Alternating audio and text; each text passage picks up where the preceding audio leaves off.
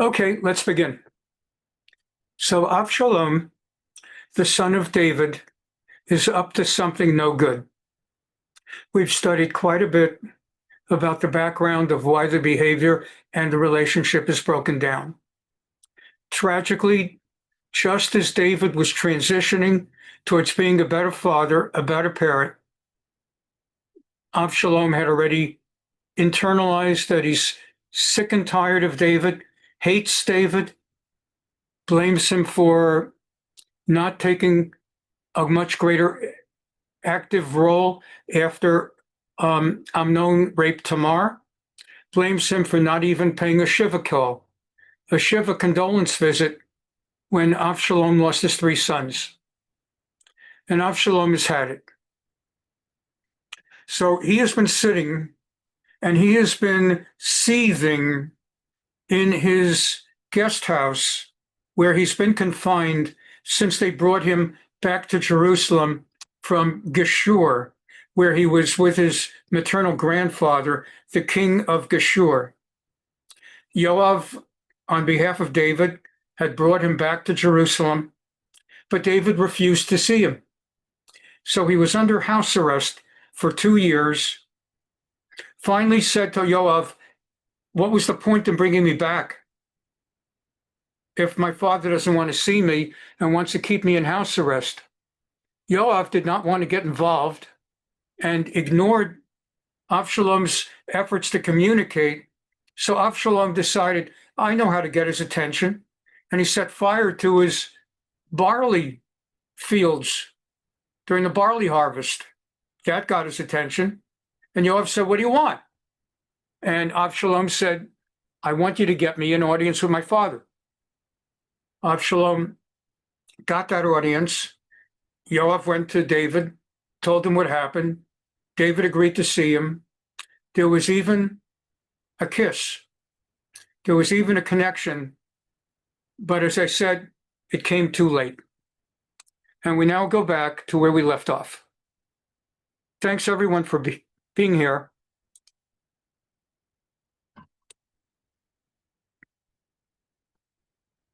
Chapter 15 of Shmuel bet 2 Samuel. Vayhi me'achareichen, vayaslo Avshalom merkavav v'susim, v'chamishim yishvatzim lefanav. It was not clear to David what was happening, but Avshalom meticulously, methodically, was preparing a rebellion.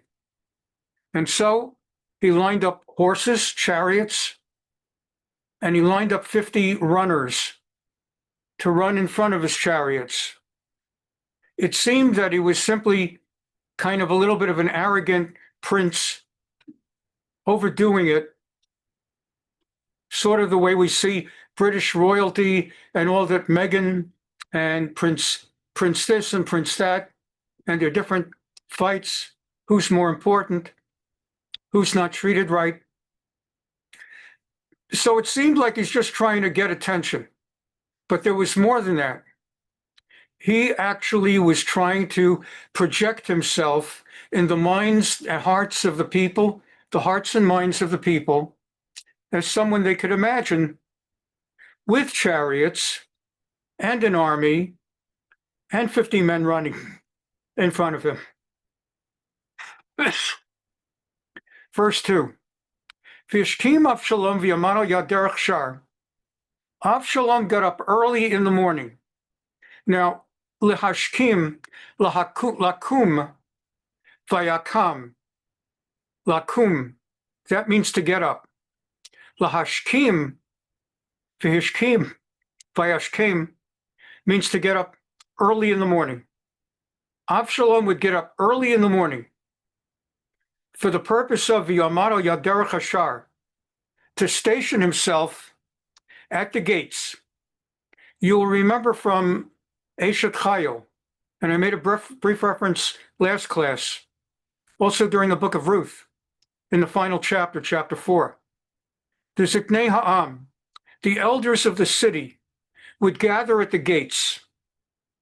Likewise, in the book of Esther, that we read Purim season, Mordechai would locate himself at the gates of the city among the other important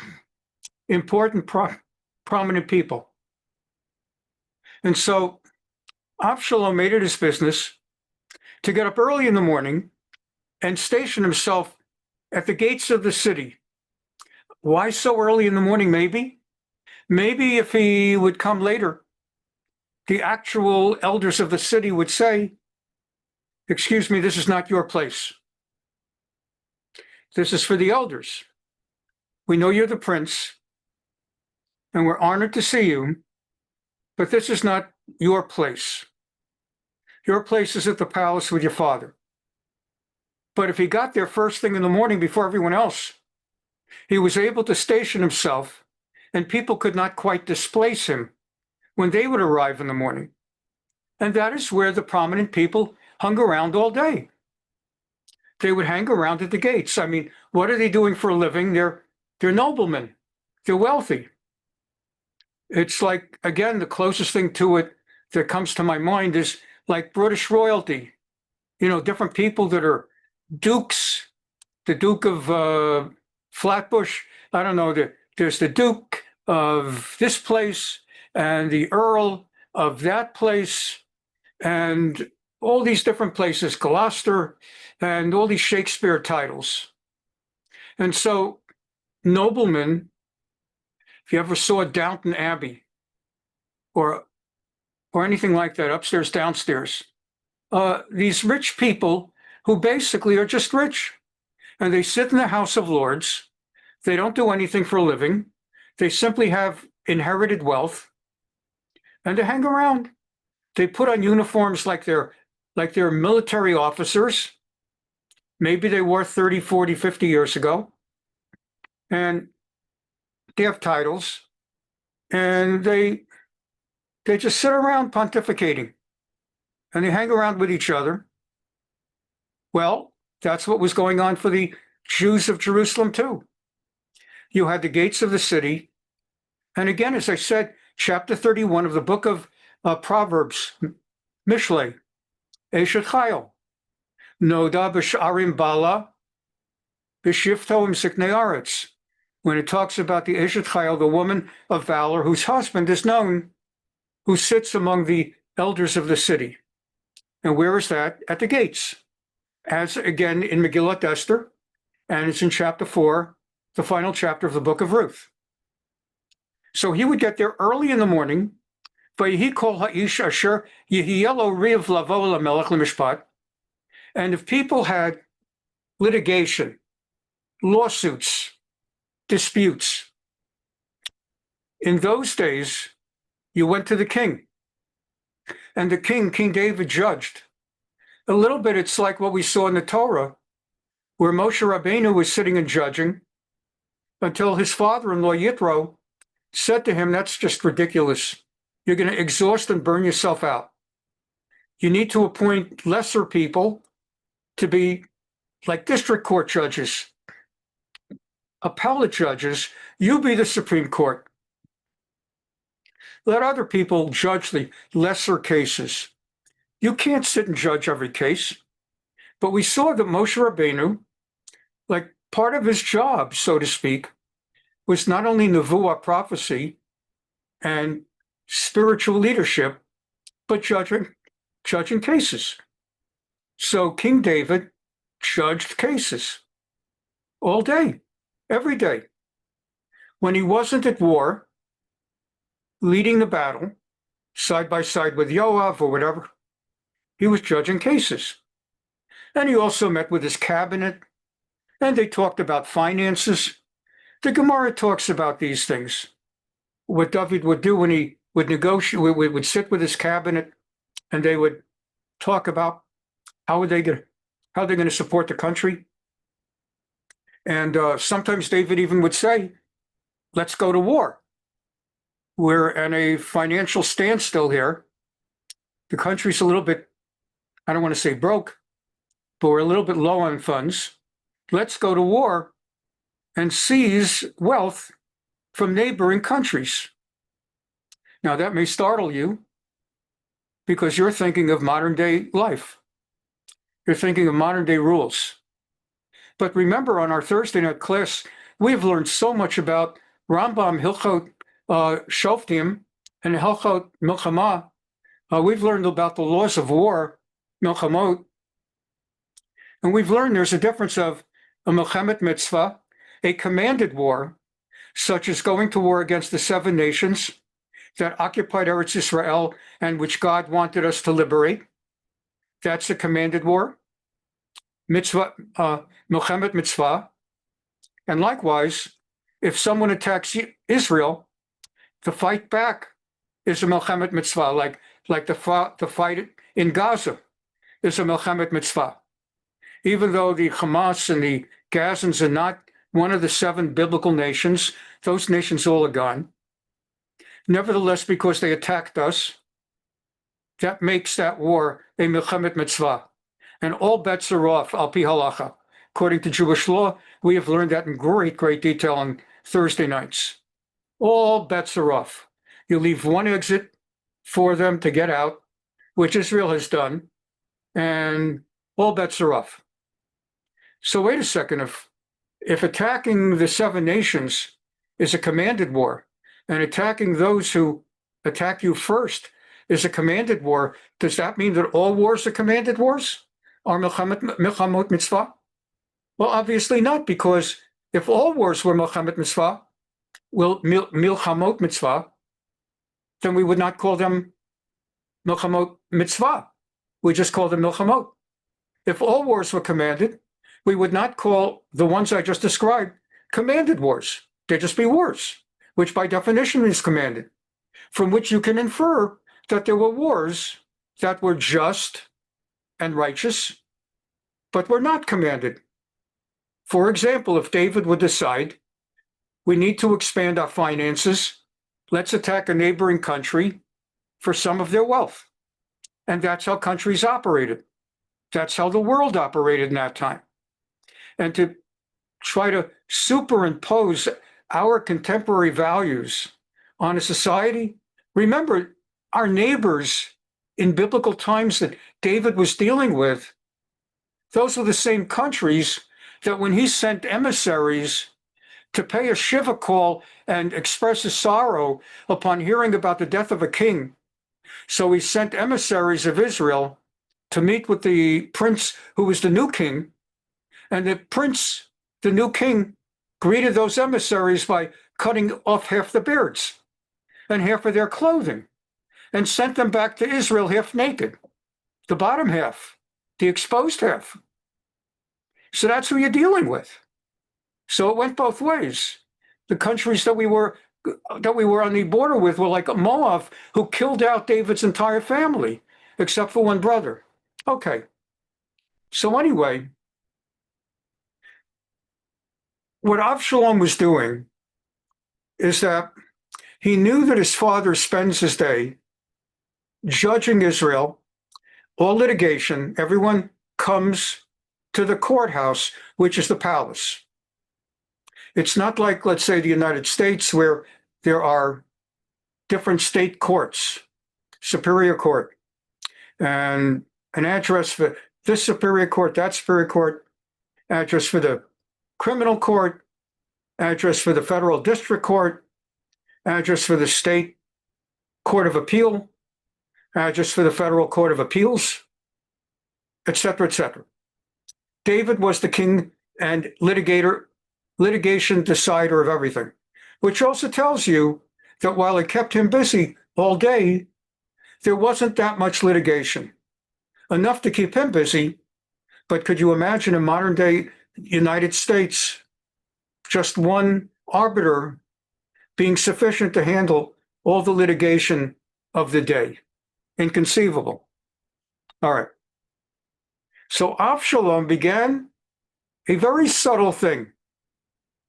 He started, first of all, showing up first thing in the morning, hanging around the nobles, got himself beautiful horses and chariots with runners in front of him, making him look king-like, started hanging around and hobnobbing with the noblemen, and he would also hang around the palace, which, after all, the gates of the town surrounded the palace. So if you hang around the gates, You're hanging around the palace. It's not like the other side of the city. The gates are the gates of the city around the palace. And he would hang around the palace. People knew who he is. He's Prince Harry, or whichever prince it is, more like Prince Charles when Elizabeth was alive. But yeah, Prince Harry now, and Kate Middleton or whatever, Kate Middleton, whatever. And as people would come, he would glad hand them. I don't know if you know that expression. It's a political expression. Somebody who glad hands. It's like politicians before elections. They go around shaking hands. They go around making small talk and making believe that they care about the common man. So they go around, and you've seen this at the campaigns. They go into a crowd and they shake hands and they kiss babies.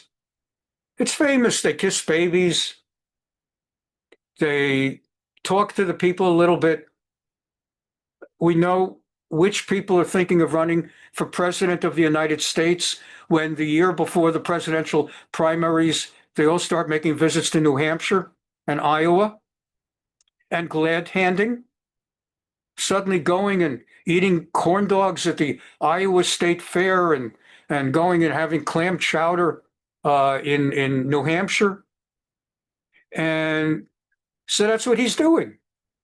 He starts standing around the palace, and his litigants would be coming into the palace where there were guards. You didn't just have people just bursting into the palace, but you had guards standing guard. And if determining someone's here for litigation, they would let him through unless they had to be bounced. And Avshalom would come to them. Absalom would come and shake their hands and make small talk. Hi there. I'm Absalom. I'm Avshalom, the prince, the king's son.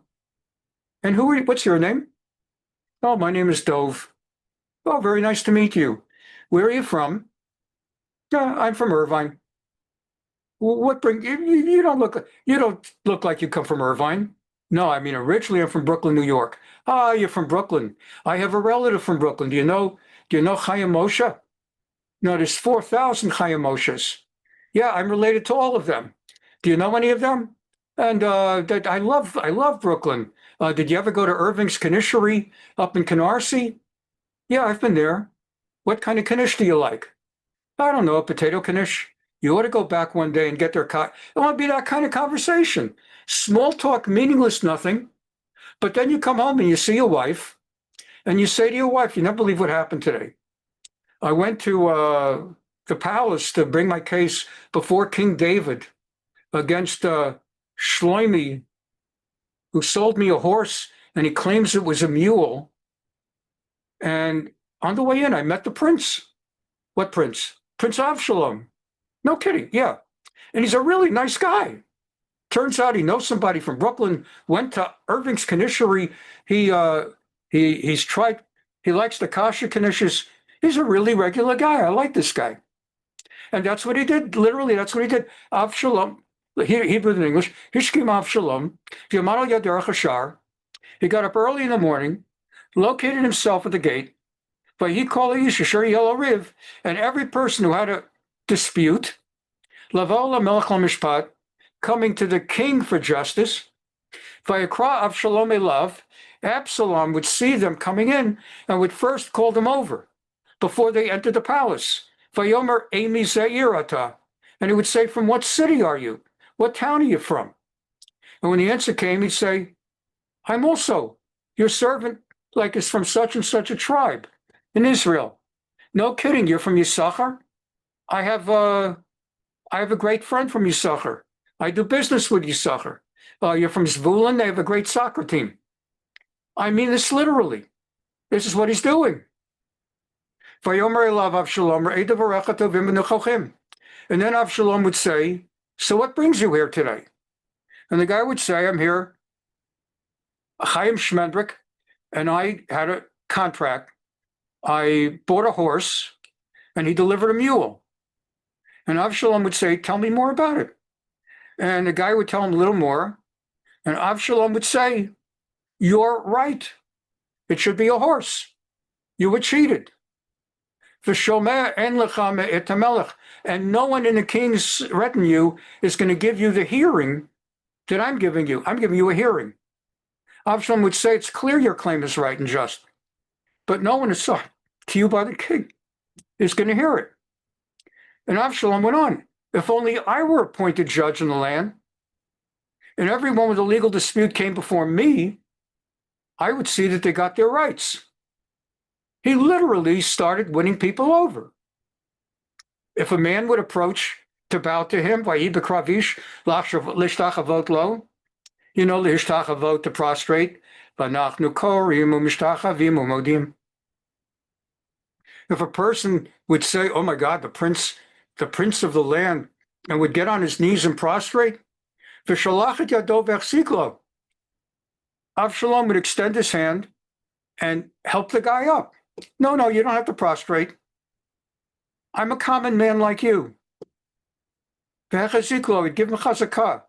He'd make him strong. V'nashaklo, he'd kiss him like the politicians kiss babies. Let's take a look at this a moment. I want to give you the feel for a moment. Not much, but just a flavor. Here's Romney, Republican.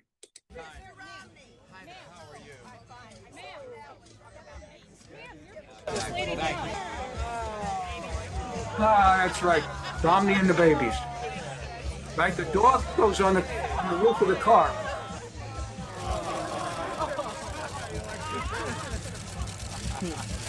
There's a dog.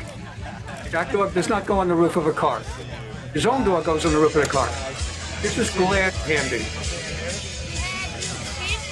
That's the prince. That's Absalom. There you go. Oh, big hug. Big hug. Good old friends. Haven't seen you for a lifetime.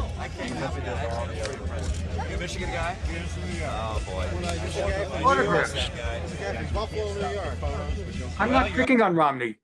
Now I'm going to give you a Democrat. The point is the same. Which Democrat did I pull out? No? Give me my Democrat. Come on. I'm sorry, let's just. Well, you're. All right, nope. All right, I'll pull it out the other way. Maybe I did it. I see why. All right, so let's see this one. This one is, what's her name? Allison Grimes, a Democrat who was running for governor of Kentucky or maybe state senate against Mitch McConnell, would have been United States senator. So we're balancing Republican, Democrat, both on CNN. So we keep it apolitical, just glad handing. Here we go. Also the same 36 seconds. Here we go.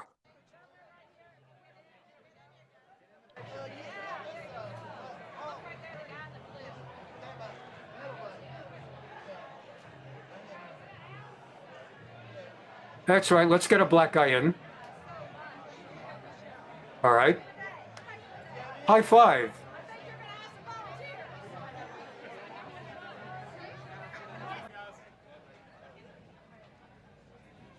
Thank you. Jefferson County, thank you guys very much. Good to see you. That's okay. And the most famous of all the glad handers, the most famous, I think, was, let me just look at you when I say this. To me, the most famous of all the glad handers was Ed Koch.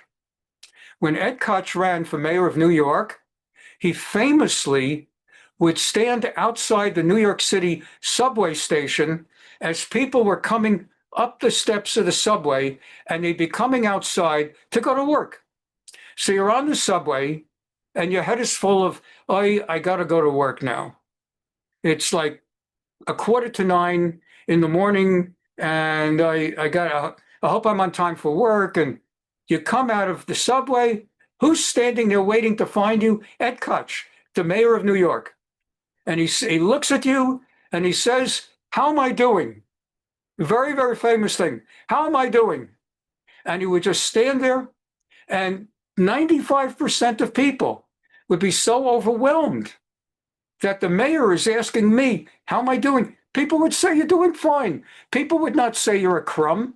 How could you do that? The guy's standing there with a big smile.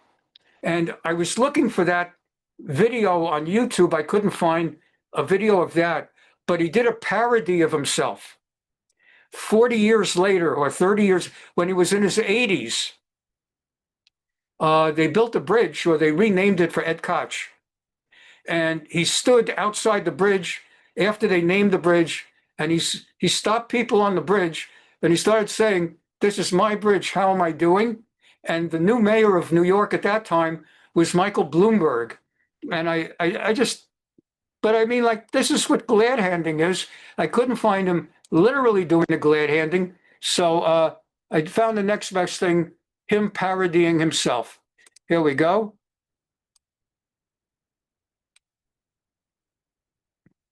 Hi! Welcome to my bridge! Hi! Welcome to my bridge! Welcome to my bridge! How am I doing, Mr. Mayor? Doing a good job, Ed. How about the George Washington? We'll see, Ed. We'll see. So long. Welcome to my bridge! Welcome to my bridge!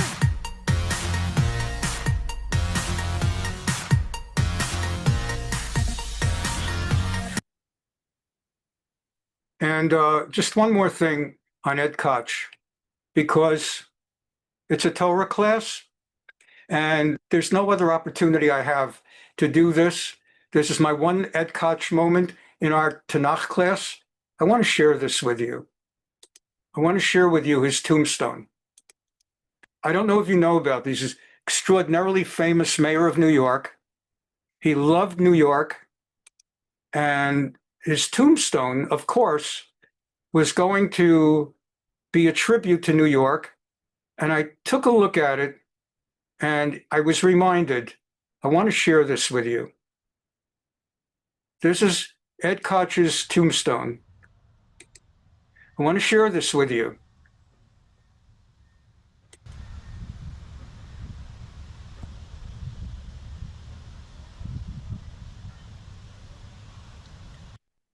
Edward I. Koch, December 12, 1924, February 1, 2013, Mayor of the City of New York, 1978-1989. Quote, "My father is Jewish. My mother is Jewish. I am Jewish. Daniel Pearl, in 2001, before he was beheaded by a Muslim terrorist. Hear, O Israel, the Lord is our God, the Lord is one. Shema Yisrael, Hashem Elokeinu, Hashem Echad." Did you know? Did you know? That's his tombstone. That beautiful?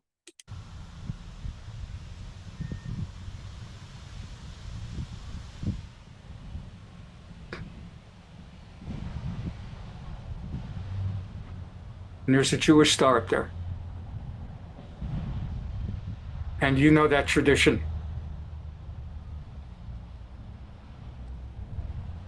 You know that tradition. I just think that's beyond beautiful. Gets me.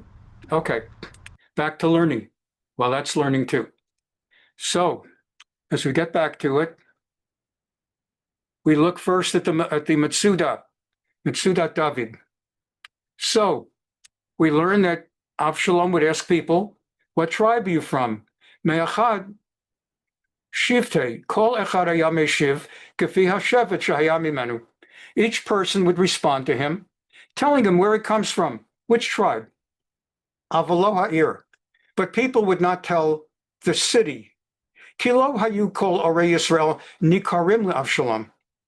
Avshalom knew all the tribes, but he did not know all the cities. So, like, if you happen to come from a esoteric city, he might not know, and why tell him? So, like, what's going on is that the Metsudah David is asking, why did he ask only Me'achad Shivtei?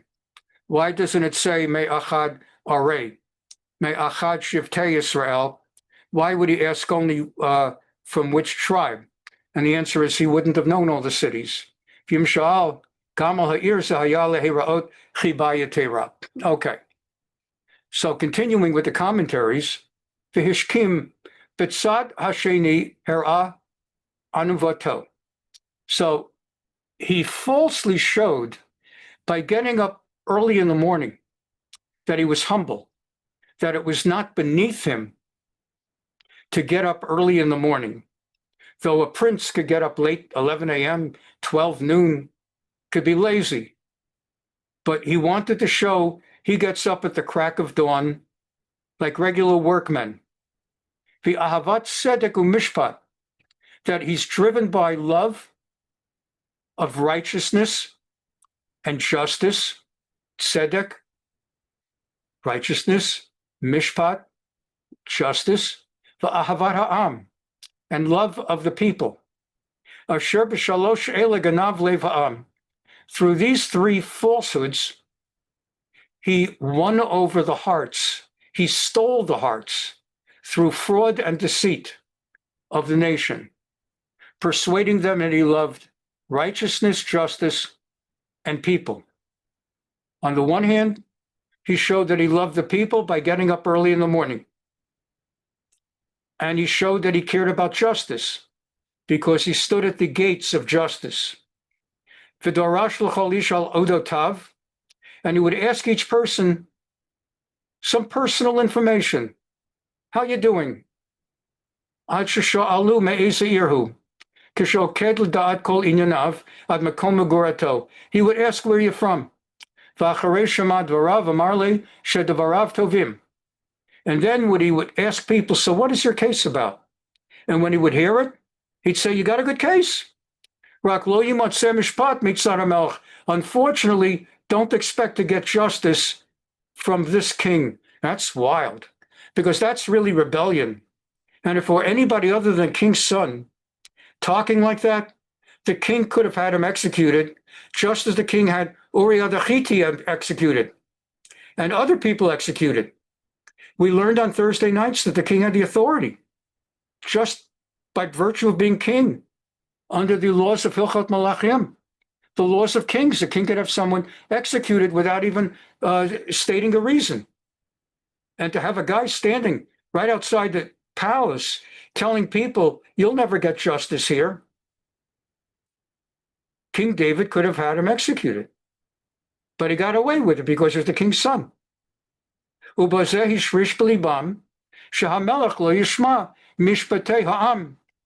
that way, Shoresh is a root. He embedded the root in people's heart.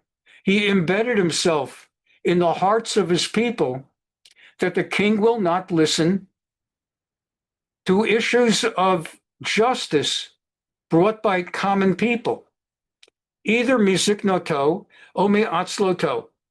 Not that the king is corrupt, but rather that the king is like Joe Biden, that he's old and doddering, that he's zaken, he's old, or atzluto from atzel, or he's lazy and tired.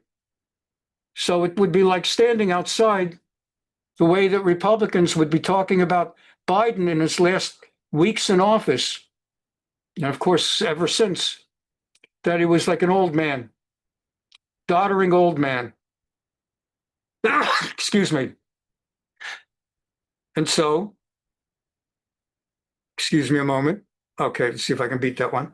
And so he would tell people, my father is a doddering old man. Now, was David doddering and old? Well, David happens to be, I'm going to tell you something that you'll find out later, so I'll give you another spoiler. David's going to be dying of old age in 3 years. David right now is 67. And in those days, age 70 was pretty much like nowadays, age 90. Keep in mind, there are many medicines and things we know about nutrition and exercise, all kinds of things that can be given that can help extend life. Not to mention, I could have been dead 3 years ago, got a lung transplant. So in those days, they did not have transplants.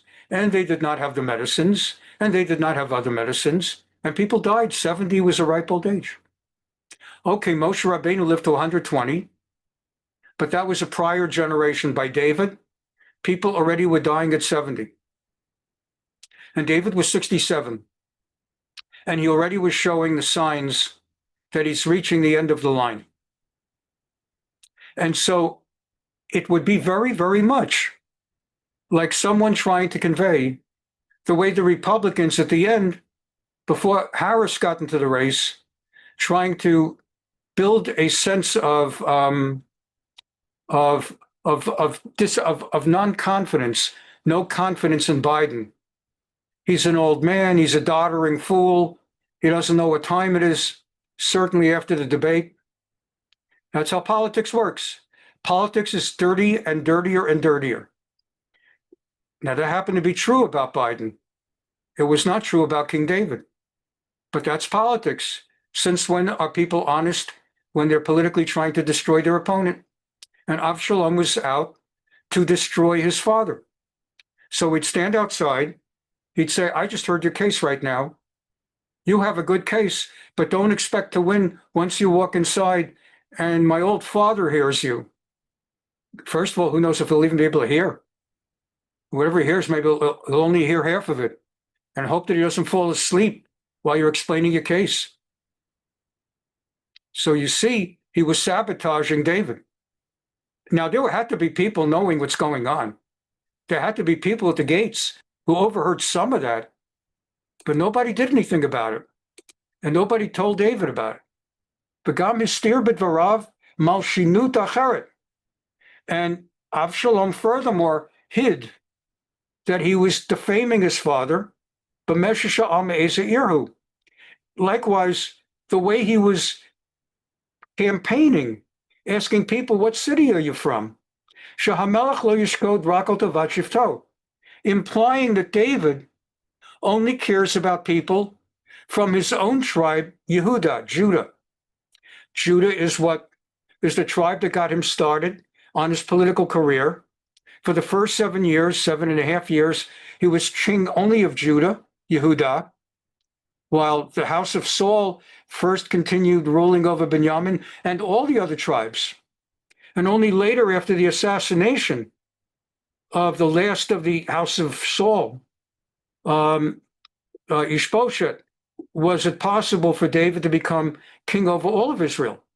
So he's implying that his own tribe, Yehuda, David will take care of them. Don't worry about them. And if you have a litigation and you're from the tribe of Yisachar or Zvulun or Binyamin or, I don't know, Dan, Naphtali, Asher, against someone from Yehuda, forget about it. He's going to take care of his own. Lo al yeter shiftei Yisrael. He doesn't care about the other tribes, but I do. That's why I'm asking, where are you from? I care about all the tribes. V'shalachem kasher alaflam and amarlo. Shehu me'achad shiftei Yisrael she'ena mimishpachat hamelach amarle.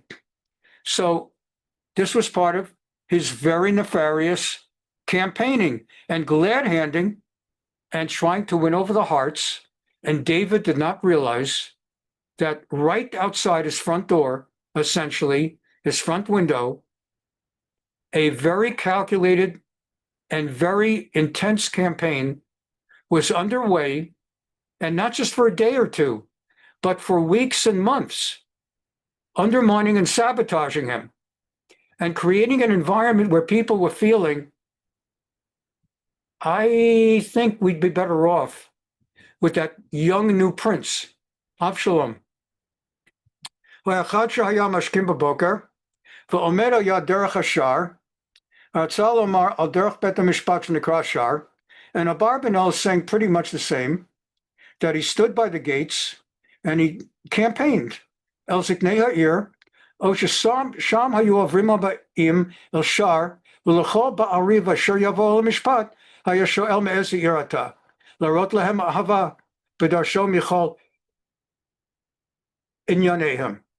So my point is, with Abarbanel, to make the point that all the commentators understand this the identical same way, that Avshalom was actually glad-handing like a primary.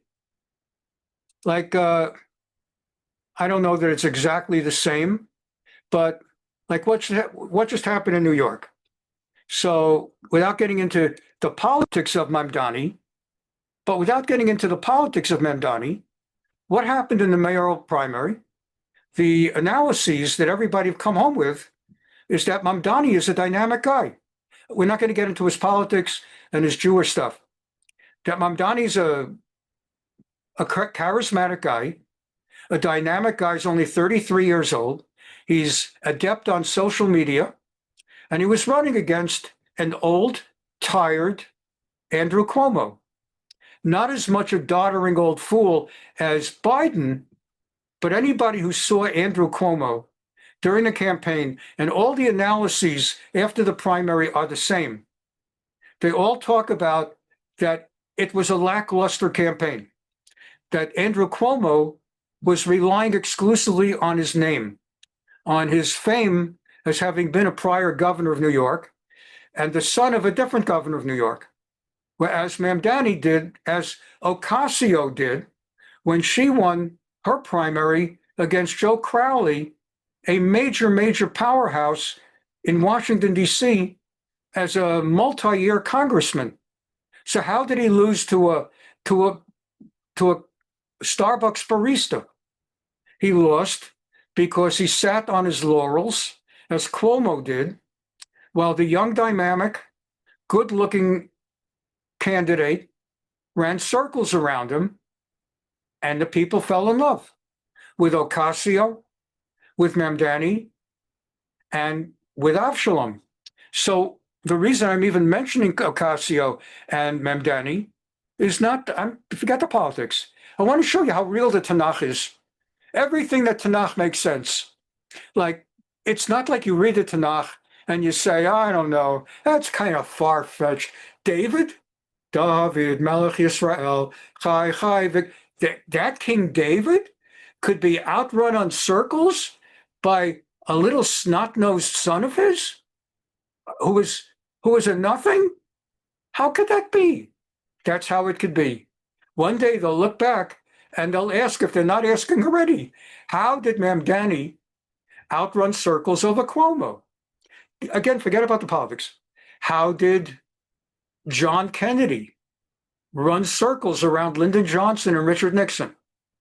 How did Bill Clinton, who was a nobody, he was the lowest paid governor, he was earning $25,000 a year as governor of Arkansas. He couldn't make a living as governor of Arkansas, the lowest paid governor in the country. Hillary supported the family as a lawyer at the Rose Law Firm.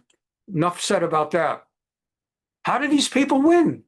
Because they're good campaigners. They were dynamic. And other people, more famous, they kind of sat on their laurels and they ran old campaigns that did not reflect the new mood in the country. Avshalom was like that. We continue as we, let's see, we still have time. Baruch Hashem, we're on time.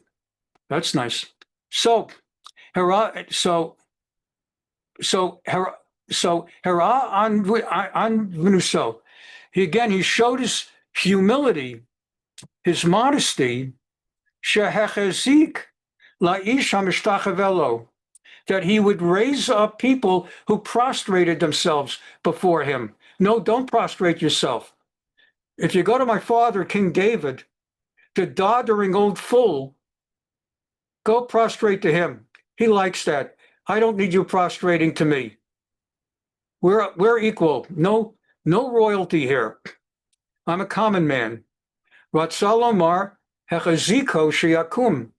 He would grab a guy by the hands and help him up from prostrating. V'gam nashaklo, and he would kiss him. Ka'asher yishak ish et achiv, the way a man kisses another man, not on the lips, but give him a kiss on the cheek. Hadomelo, ubazeh ganav lev kol Yisrael, and with that he went over the hearts of the Jews. And then the text tells us, and it came to pass after 40 years. What's that mean? Let's see. So if a man approached to bow down to him, Avshalom would extend his hand, take hold of him, kiss him. Avshalom did this to every Israelite who came to the king for judgment. Thus Avshalom went away the hearts, stole the hearts. Vayganev, Geneva is stealing, robbing. He stole the hearts. Not that he won away, he stole the hearts of the people of Israel. Vayhi miketzar ba'im shana, and at the end of 40 years, 40, Vayomer Avshalom el HaMelech, Avshalom went to his father one day. His father was clueless, had no idea what's going on. And he said, Elchana v'ashalem et nidri, asher nardati l'Hashem b'Chevron. Now, in those days, we did not have shuls, synagogues. And if people wanted to express thanks to God, you did not recite a prayer. Not like today, can I recite a Mishaberach for you? Or can I recite this prayer or that prayer? You would offer a sacrifice. You would make a vow to offer a sacrifice to God on an altar. And he goes to his father and says, after 40 years, and I'll explain the 40 in a moment, he says, Dad, I made a vow to God. I need your permission to take leave of Jerusalem. No one's allowed to leave town without the king's permission. I want to fulfill my vow, and I promised God that I would fulfill it in the city of Hebron. Vayhi miketzar b'im shana, Ralbag. So what 40 years? David is 67, give or take. And Avshalom is in his 30s. What's 40 years? Yitachen she'elu 40 shana hitchilu me'et smichat ha'malchut b'Yisrael. Ralbag says, maybe the 40 years, it's not clear. Perhaps the 40-year count is from when the Jews first began monarchy. When the Jews turned to the prophet Samuel, Shmuel. We learned that a long time ago on Tuesday night in Shmuel Aleph, 1 Samuel chapter 8, where the people said to Shmuel, the prophet Samuel, we're ready now for a king. Your years are kind of over. You're elderly and you're retiring, and we'd like a king, like all the other nations. I hope that helps refresh your memory. And so Shmuel felt very bad about that in chapter 8 and warns them what that's going to lead to. But HaKadosh Baruch Hu tells Shmuel, don't take it personally. It's not you they're rejecting me. I'm their king. You're the prophet. You're taking it personally? They're saying they want a king instead of me, HaKadosh Baruch Hu. And so we'll anoint the king. And thus Saul, Shaul ben Kish, becomes the king from the tribe of Benjamin.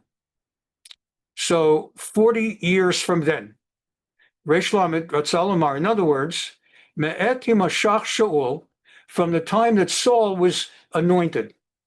O hitchilo me'et shleimut 40 shana, me'et Himashach David. Or maybe it's saying from the time that David was anointed. V'ulai hu gad al derech ha'nevuah, Sharba'im Shana Yamod Malchut David. Maybe Avshalom received a prophecy that his father David was destined to be a king over Israel a total of 40 years.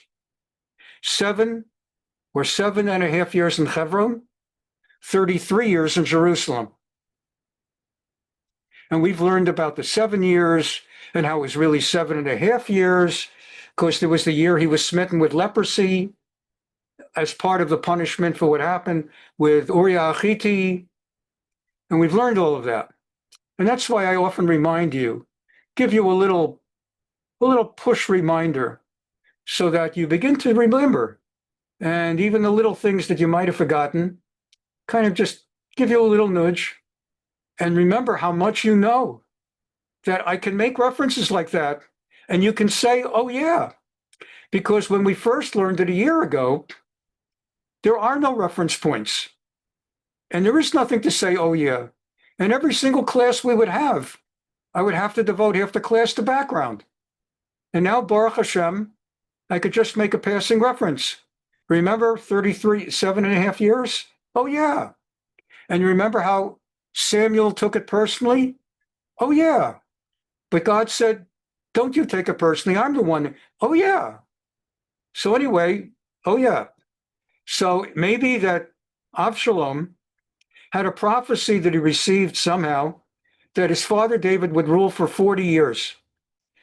V'lazeh chashav Avshalom she'az yihiyeh ha'et shetasur hamlucha miDavid.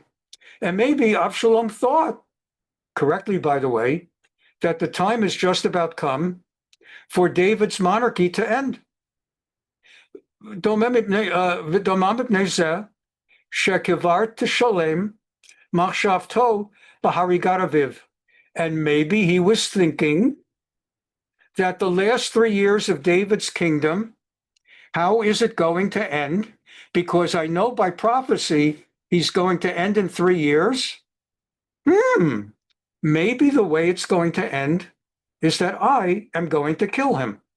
It's almost like, I mean, not to be silly, but it's like an episode from the Twilight Zone. I'm sure I've seen some Twilight Zone like that, where someone knows that something's about to happen and he realizes he's the one. Like if you remember the Twilight Zone with the camera and you take pictures with the camera and the picture doesn't come out. And then 5 minutes later, a picture comes out of what's going to happen 20 minutes later. And then it turns out that there's like a picture and they figure out, oh my God, this is a magic camera.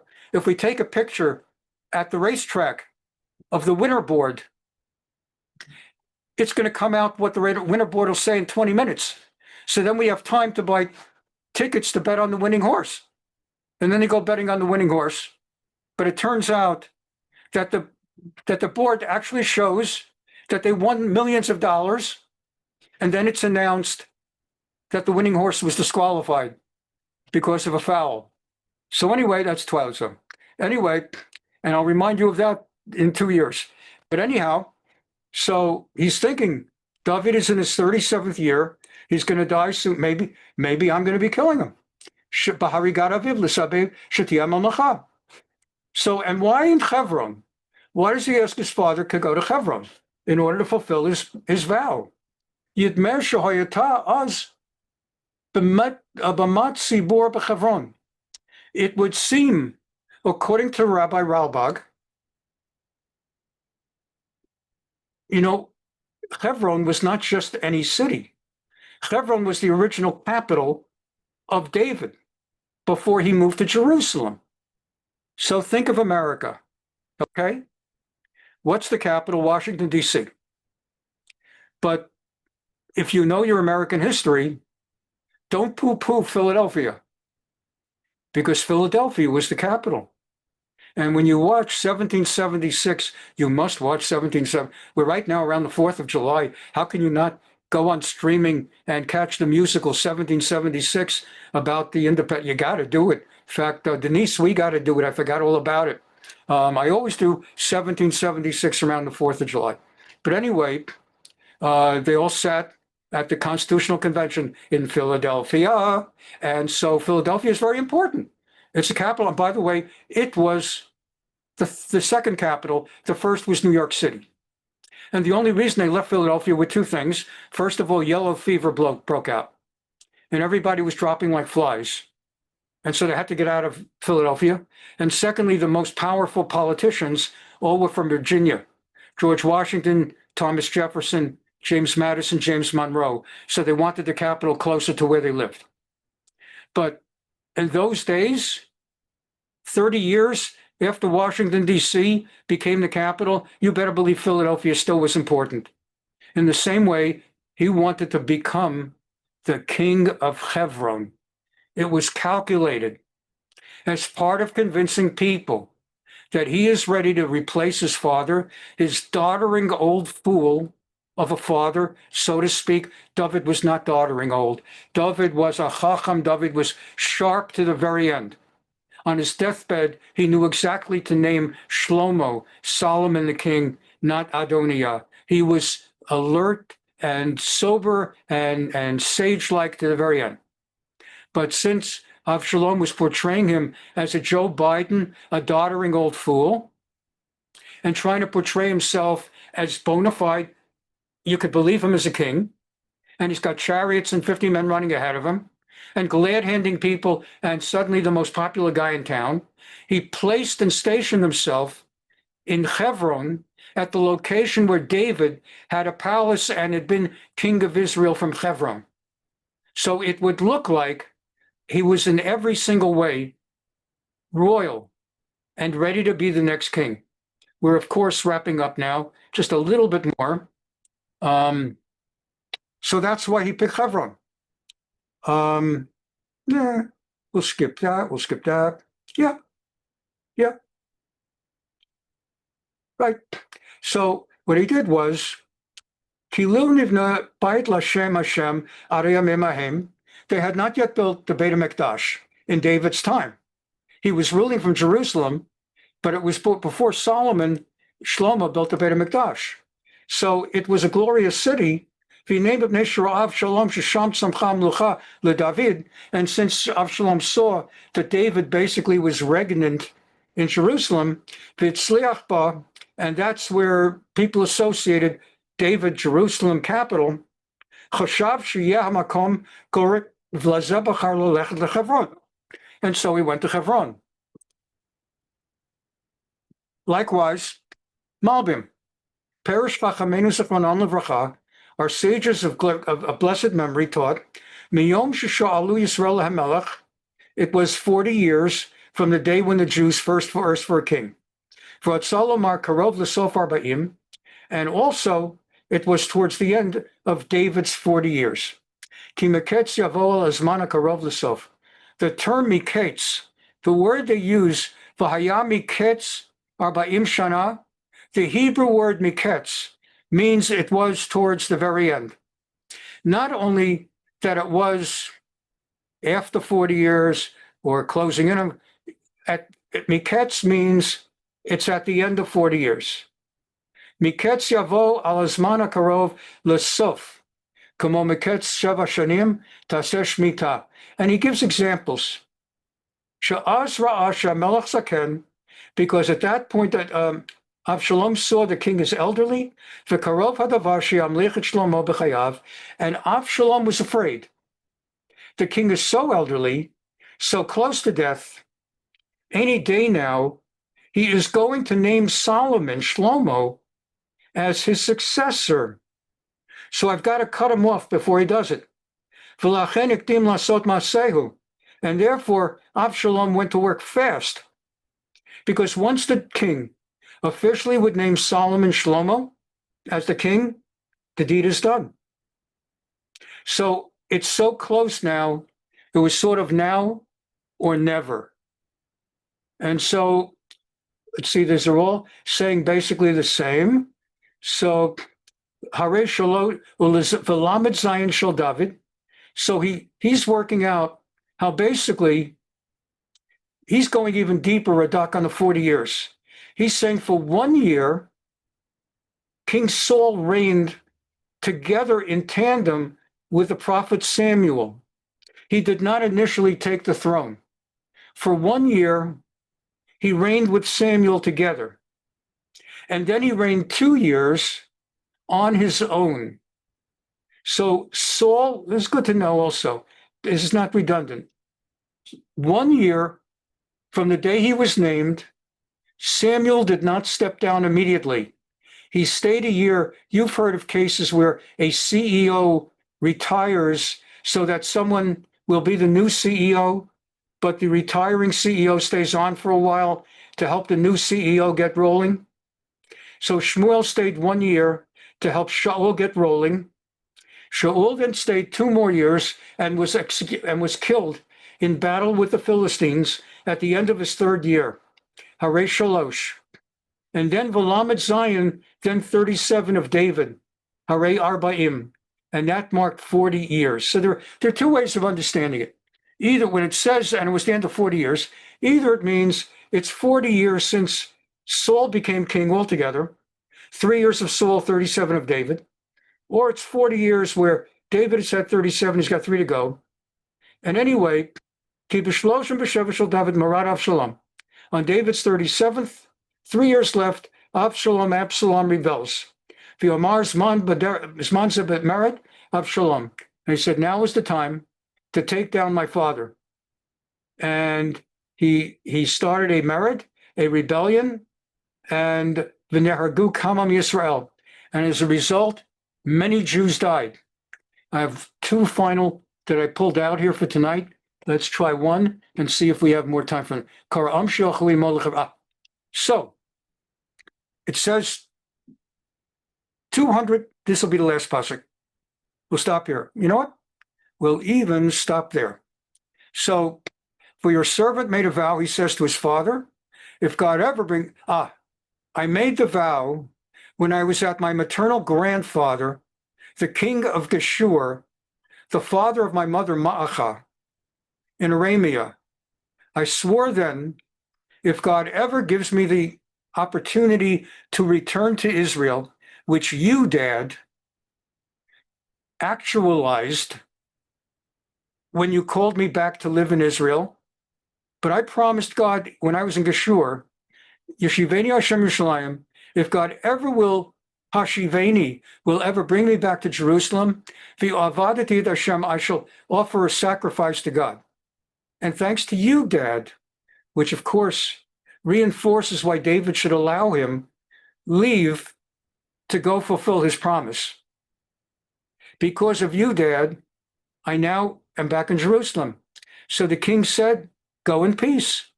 And so Vayelech Hevrona, he went out to Hebron. I taught you once Hebrew grammar, literary grammar, not street Hebrew. When you want to say to Hebron, street Hebrew, regular Hebrew, El Hebron. Vayelech El Hebron. He went to Hebron. But in biblical Hebrew, Vayelech Hevrona, Yerushalma, that's how they say it. So we went to Hebron, and that's where we're going to leave it. That's where we're going to leave it. He goes to Hebron. I want to thank everybody for being with us tonight and for always giving me the energy to get really excited. And this story is very exciting. So let's see what happens. Have a wonderful week. Class, God willing, on Thursday.